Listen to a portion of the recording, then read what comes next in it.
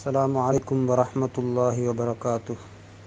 بسم الله الرحمن الرحيم. الحمد لله رب العالمين، والصلاة والسلام على سيدنا محمد وآله وصحبه أجمعين. أما بعد.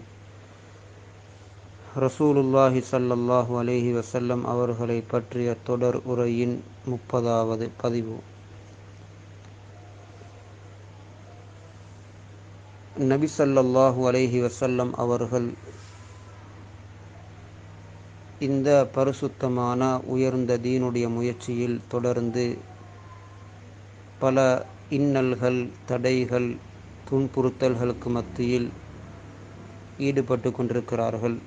அவர்களுடன் அவர்களை ஏற்றுக்கொண்ட தோழர்களும் அன்னாருடைய வழிகாட்டலில், தர்பியாவில், தலீமில் உறுதியாகவே இருந்து இந்த மார்க்கத்தை பின்பற்றி கொண்டிருக்கிறார்கள். பல வகையான முயற்சிகள் அனைத்திலும் தோல்வி அடைந்தவர்கள் இப்பொழுது ரசூலுல்லாஹி ஸல்லல்லாஹு அலைஹி வஸல்லம் அவர்களை நோவித்து அவர்களை அடியோடு இல்லாமலாக்கி, நஊது பில்லாஹி மின் ஸாலிக், அவர்களை கொலை செய்வதை விட இதற்கு வேறு ஒரு மாற்று வழி கிடையாது என்ற முடிவுக்கு வந்தார். அந்த நேரத்தில் இருந்த மிக மோசமானவர்கள், கெட்டவர்கள் எப்படியெல்லாம் இப்பொழுது பகிரங்கமாக அவர்களை நோவிக்க முடியுமோ அதில் எந்த குறையும் வைக்கவில்லை. உத்தைபா இப்னு அபூ லஹபுடைய மகன் உத்தைபா ஒரு நாள் நபி ஸல்லல்லாஹு அலைஹி வஸல்லம் அவர்களிடம் வந்து அவர்களுக்கு முன்னால் சொல்லுகிறான், அன அக்ஃபுரு பின் நஜ்மி இதா ஹவா என்று சொல்லி, வன் நஜ்மி இதா ஹவா என்று அவர்களுக்கு ஓதி காட்டப்பட்ட அந்த வசனங்கள், அந்த சூறாவை, அந்த அத்தியாயங்களை நான் நிராகரிக்கிறேன். இவைகளின் மூலம் நீ பொய் சொல்லி இருக்கிறீர். பிறகு பகிரங்கமாக அவர்களை நோவினை செய்தார். அவர்கள் அணிந்திருந்த அந்த ஆடை எப்படியே கிழித்து எடுத்தார். அன்னாருடைய முபாரக்கான பரிசுத்தமான அழகான வதனத்திலே, முகத்திலே துப்பினான். ஆனால் அந்த துப்புதல் அவர்களின் மீது படவில்லை. இவன் செய்த இந்த அநியாயத்தை தாங்க முடியாமல் நபி ஸல்லல்லாஹு அலைஹி வஸல்லம் அவர்கள் அவனுக்கு பதுவா செய்தார். வகால அல்லாஹும்ம ஸல்லித் அலைஹி கல்பம் மின் கிலாபிக், யா அல்லாஹ், உன்னுடைய நாய்களில் அல்லது உன்னுடைய வேட்டை பிராணிகளில் ஒன்றை இவன் மீது சாட்டிவிடு என்று அவன் மீது சாபமிட்டார். நபி ஸல்லல்லாஹு அலைஹி வஸல்லம் அவர்களுடைய அந்த துஆவை அல்லாஹ் உடனடியாக ஏற்றுக்கொண்டார். உத்தைபா ஒரு சந்தர்ப்பத்தில் குறைஷிகளுடைய ஒரு கூட்டத்தாருடன் மக்காவிலிருந்து வெளிக்கிட்டு ஷாமிலே உள்ள ஜர்கா என்ற இடத்தை போய் அடைகிறார். அங்கே அவர்கள் தங்குகிறார்கள். இரவு நேரம். எல்லோரும் தூங்குவதற்கு தயாராகிய பொழுது திடீரென்று அந்த இடத்திற்கு ஒரு சிங்கம் வந்தது. இதை கண்டவுடனே உத்தைபா சொன்னான், என்னுடைய சகோதரருக்கு நாசம் உண்டாகட்டும். ரசூலுல்லாஹ்வுக்கு அவர் சொல்லுகிறார், இந்த சிங்கம் இன்று என்னை எப்படியும் சாப்பிட்டு முடித்துவிடும். எனக்கு எதிராக முஹம்மது ஸல்லல்லாஹு அலைஹி வஸல்லம் துஆ செய்ததை போல நானும் ஷாமிலே இருக்கிறேன். ஆனால் பல மாத மைல் தூரத்துக்கு அப்பால் இருக்கிறேன் நான் ஷாமிலே. அவர் மக்காவிலிருந்து என்னை கொலை செய்கிறார். அவன் சொல்லுகிறார். அவர் இரவு நேரம் அந்த சிங்கம் அந்த இடத்தை சுற்றி கொண்டிருந்தது. பயத்திலே இருந்தவர்களிடம் சொன்னார், நான் நடுவில் உறங்கிக் கொள்ளுகிறேன், நீங்கள் எல்லோரும் என்னை சூழ்ந்து தூங்கிக் கொள்ளுங்கள் என்று சொல்லி சரியாக நடுவிலே அவர் தூங்குகிறார். இரவு அந்த சிங்கம் எல்லோரையும் தாண்டி கொண்டு வந்து அவனுடைய கழுத்தை கடித்து அப்படியே தலையை எடுத்து கொண்டு போனான்.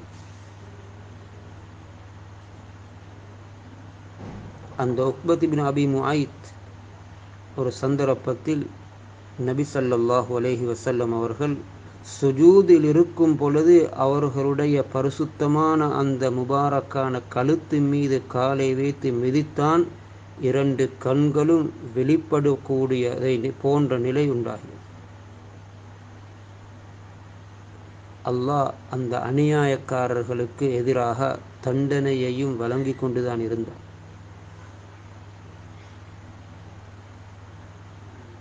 அபூ ஜஹல் இஸ்லாத்தை எதிர்ப்பதிலும் ரசூலை துன்புறுத்துவதிலும் முன்னோடியாக இருந்த மிக மோசமானவர்.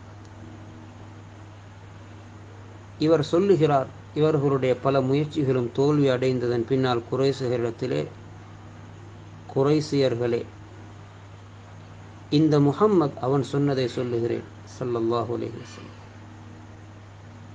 எங்களுடைய எதனையும் ஏற்றுக்கொள்ள மறுத்துவிட்டார், எங்களை நோவித்து கொண்டிருக்கிறார், நாம் செய்யக்கூடிய, நாம் வாழக்கூடிய எங்களுடைய வாழ்க்கையை பிழையாக்கி காட்டுகிறார். நான் இன்று உங்களிடம் சொல்லுகிறேன்,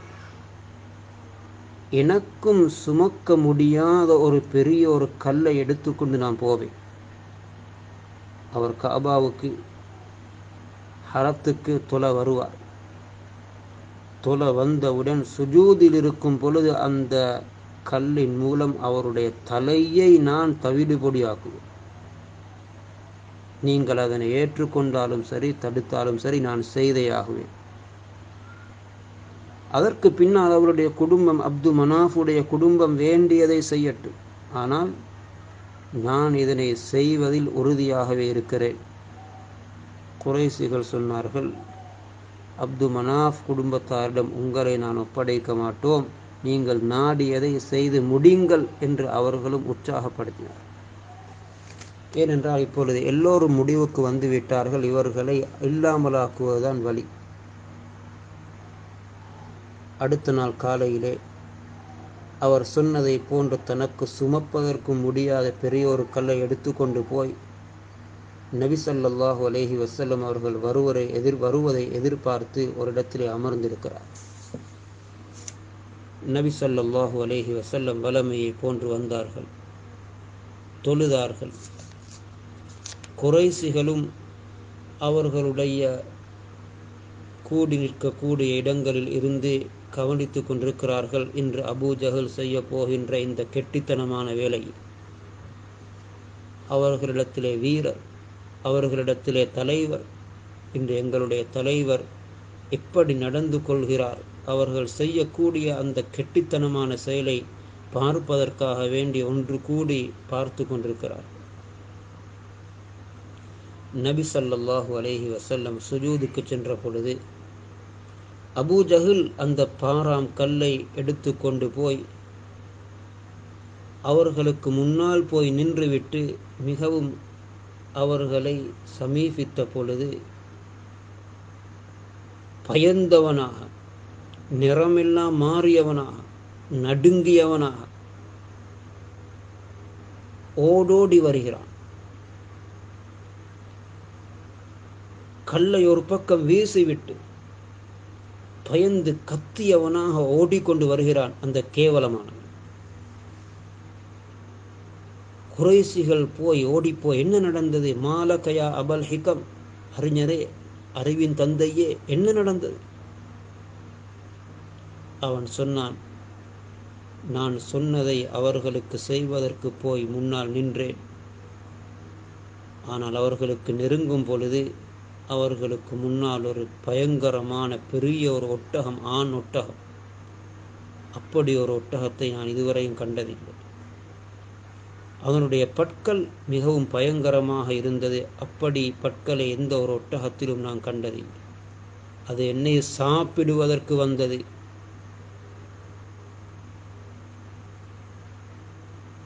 இப்னு இஸ்ஹாக் ரஹ்மஹுல்லாஹ் கூறுகிறார்கள்,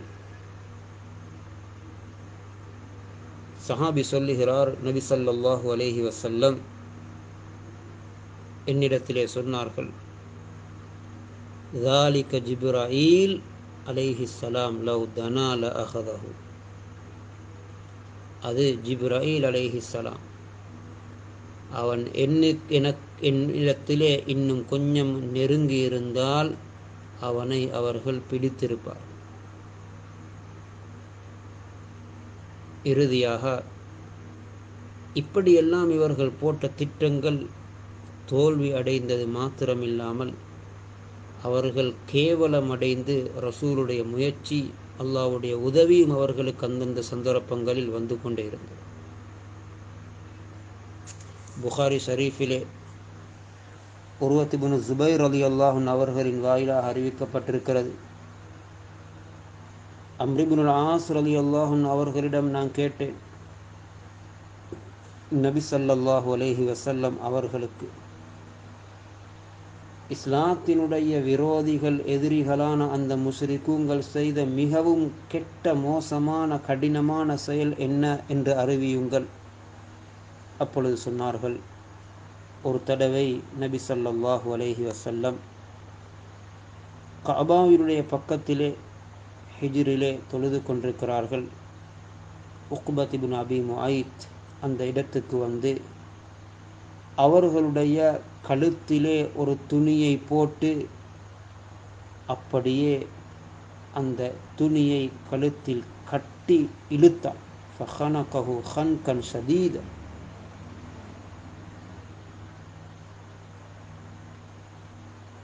அந்த இடத்தில் அவர்களை அந்த இவனுடைய கெட்ட மோசமான செயலிலிருந்து பாதுகாப்பதற்கு யாரும் இருக்கவில்லை.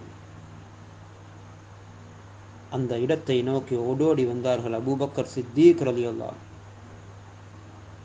உக்பத் இப்னு அபி முஐத்தினுடைய 2 தோள்புயத்தையும் பிடித்து அவனை ரசூலை விட்டும் தள்ளிவிட்டு கேட்டார்கள், அத்தஹ்துலூன ரஜுலன் ஐ யகூல ரப்பி அல்லாஹ், என்னுடைய அல்லாஹ் ரப்பு அல்லாஹ் என்று சொன்ன ஒருவரையா நீங்கள் கொலை செய்கிறீர்கள்?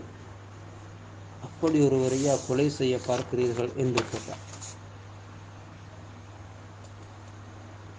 இப்படி இவர்கள் பல பயங்கரமான மோசமான செயல்களில் ஈடுபட்டு ரசூலுல்லாஹி ஸல்லல்லாஹு அலைஹி வஸல்லம் அவர்களை எப்படியாவது கொலை செய்ய வேண்டும் என்ற முயற்சியில் ஈடுபட்டு கொண்டிருக்கிறார்கள். நுபுவத் கிடைத்து 6ஆம் வருடம் நுழைந்து கொண்டிருக்கிறது. ஆனால் இவர்களுடைய இந்த தீய முயற்சியின் பின்னணியில் இஸ்லாத்துக்கு மிகப்பெரிய வெற்றி, அது இன்னும் வேகமாக முன்னேறுவதற்குரிய சில வழிகளை அல்லாஹ் அந்த வருடத்தில் ஏற்படுத்தினான். குஃபார்களில் இருந்த மிகவும் வீரர்களாக கருதப்பட்ட ஹதரத் ஹம்சா ரலியல்லாஹு அன்ஹு, ஹதரத் உமர் இப்னுல் ஹத்தாப் ரலியல்லாஹு அன்ஹு போன்றவர்கள் இந்த காலத்தில் இஸ்லாத்துக்குள்ளே நுழைகிறார்கள். அதனுடைய தொடரை அடுத்த பதிவில் இன்ஷா அல்லாஹ் கேட்போம். எங்களுடைய உயிரிலும் மேலான ஹஜ்ரத் முஹம்மத் ஸல்லல்லாஹு அலைஹி வஸல்லம் அவர்களை நினைத்து அதிகம் அதிகம் ஸலவாத்து சொல்லுவோம். ஸல்லல்லாஹு அலா முஹம்மத் ஸல்லல்லாஹு அலைஹி வஸல்லம். وآخر دعوانا أن الحمد لله رب العالمين. السلام عليكم ورحمة الله وبركاته.